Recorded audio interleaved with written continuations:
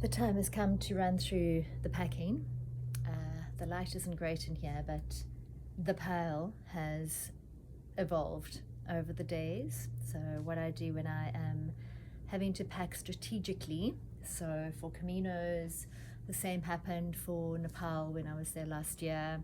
Everything just goes into a pile, and then I slowly take things out, and then I put other things back. I sometimes put the same thing back, take out, put back, eliminate, reduce, change, do something different. So it has finally got to, I think 99% sure that this is what is now going in my bag. So I've been through the symbols and what I'm packing to do with the symbols, but now I'm going to just take you through a few little tips and tricks around how I pack and what I do in terms of the whistle, which I found. I've got my pile of clothes here for the aeroplane. So obviously, you know, everything looks like it's a little bit too much because I generally take 3 changes of clothing for a trip like this, but I'm going to be wearing one. So I'm only carrying 2 changes. So I've got my trekking pants, merino long sleeve base layer, and a vest for the airplane, with the trainers, which I have decided I will be taking, as well as the sandals, and some warm socks, which I'm not too attached to, which can get turfed along the way if need be. And then on the plane, in my little aeroplane bag that I made with the shell on, which you would have seen in the previous video, this little drawstring bag, will go this very, very lightweight scarf from Nepal, which saved my life in the snow. So I will be taking that just because it's fuchsia and because it's soft, and one does need a little bit of luxury on a Camino. So anyway, I'd get distracted, and then I've got my ultra lightweight squishy puffer jacket, which I'll take on the plane for Doha airport, which gets super cold. So, and then for the evenings after my long walk, when I'm feeling super tired and super cold, lots of supers, you can tell I'm slightly anxious, a little bit nervous and anxious, and I recognize when I'm anxious I shut my anxiety down quite well, but my little telltale signs are I hum to myself. Whatever I'm doing, I'll just start humming. Today it was an Adele song. Don't know where they come from, but they're there, little worms. I hum and I hold my breath, but not necessarily at the same time.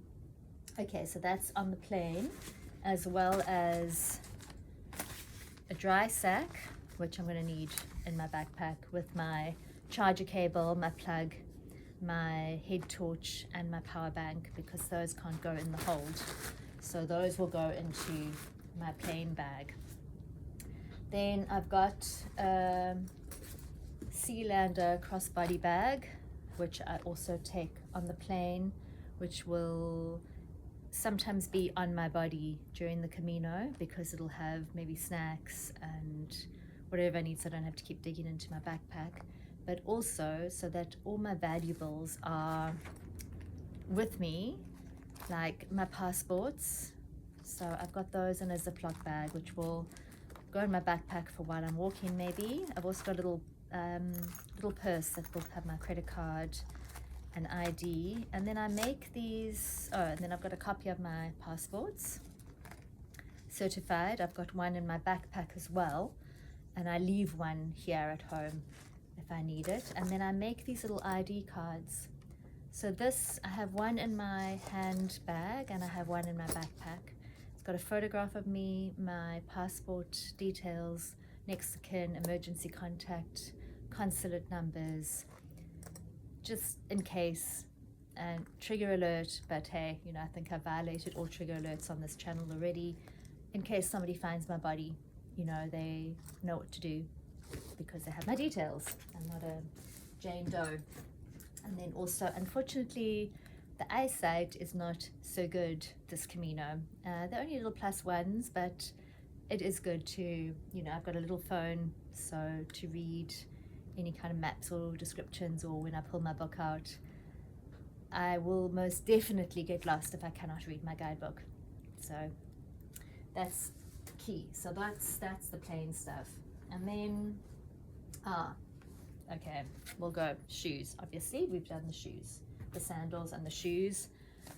This is to massage my feet at the end of the day. This is crucial. I've had plantar fasciitis for a few months and I haven't been able to stop training, so this. And then that brings me to the first aid, which we've also been through, the plasters, etc. But then I've also got in here some colloidal silver gel. I've got a moisturizer with a sunscreen. I've got propolis. I've got a muzzy cream, and this is a beautiful facial oil, natural facial oil for the end of the day when my skin is no doubt chapped and sunburnt. Don't mind me. Okay, that's that. The other first aid, or not first aid, but toiletries, would be this little bag. I take my loofah gloves, because sometimes you don't really need soap, you just kind of need a good scrub down. And then I get these soaps. One's a body soap, one's a shampoo, and one's a laundry soap, but they are little leaves, they're papers. So 50 papers in each container. So they're biodegradable, they dissolve in water, and they weigh pretty much nothing. So that's that. Toiletries. My travel towel. Look how tiny. It's like miniature. Anyway, it's light, like a chamois. Dries my whole body. Just wring it out. Amazing. And this is the heavy toiletries, unfortunately, but this has got the foot care in. Morning time, so besides the toothbrush, bamboo toothbrush, I do have to take red nail varnish because I painted my toenails. Got to have red toenails for the Camino. Makes me happy. Earplugs for all the snorers and fighters in the dormitories.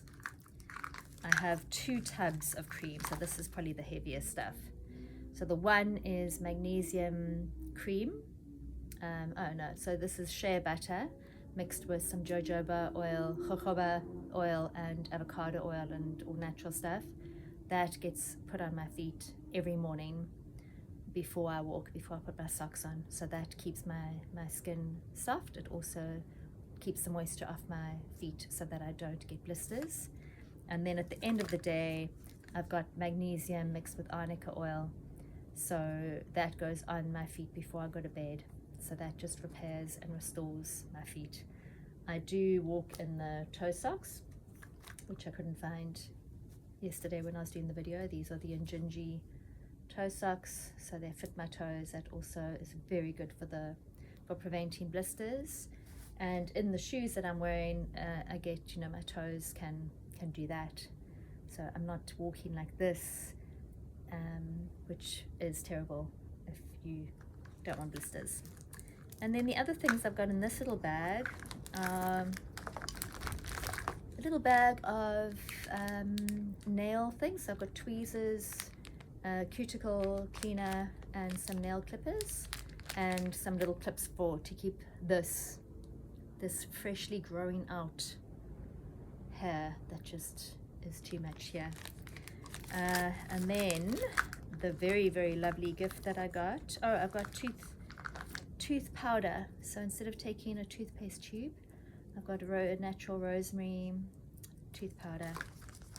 Also biodegradable, very, very good. And then I'm going to be walking with some remedies that I will record about these separately along the way. Okay, and then I've got wet wipes to have in my bag along the way. I have my hydro flask with a copper cup. I decided not to take the coconut bowl because it might get crushed in my bag. So, and it's also very good. Copper is very good for antibacterial stuff. So if I'm worried about the water, I just leave the water in here overnight in the copper, and it neutralizes any nasties. And then that's my spork, which I made a mistake. It does not have a knife section on it, but I just stabbed the banana. That's fine. And then the superfoods I've already been through, so that's should be 4 or 5 weeks supply in there. I can stock up along the way, but that's gonna really get me a long way. I'm really happy about that. I've got some herbal tea bags and some mesquite bags. Also just very lightweight. It probably lasts me the first week or so, but nice to have. I'll still stop for my coffees. Okay, what else have we got? So that's my little bag of socks and underwear. I just take 2 sports bras, 3 pairs of knickers, 3 pairs of socks. That's my bag of headgear. Yeah, I know it's kind of quite big, but it's also gloves. So sun hat, gotta have a sun hat, gotta have a merino buff. And the other thing I've got, which really saves on space, is these arm warmers. So instead of taking too many long sleeve tops, I take the arm warmers. So I start the day with those, and then I can take them off pretty easily during the day. And I have the same sort of thing, but arm coolers. So this is very lightweight, just keeps the sun off my skin when I'm walking. And then I have merino wool gloves and a buff. So those are super nice for the morning. And then I've got a stitch on these little loops, so that when I take them off, I can hook them onto a carabiner on the front of my backpack so I don't lose them. Same with my glasses. So they're on a string, so they get hooked onto the carabiners. So otherwise you end up putting in pockets and things just get lost. I also have a little glasses case which I hook onto a carabiner, which my phone goes into, because yeah, don't want to lose that, unfortunately. Fortunately, that is kind of a lifeline. Then moving on to hydration, I have a hydration bladder, so that goes on the back of my pack. I have 2 of these very lightweight scarves. I'll probably eliminate one before I leave, but these will double up as towels. So it can be an extra towel, it can be a scarf over my head, around my shoulders if I'm cold, just to keep the sun off. Whatever the case may be, they're really super useful if I go swimming. Yeah, just light. Lightweight sleeping bag and a silk liner. So when it's hot, I just sleep in the silk liner.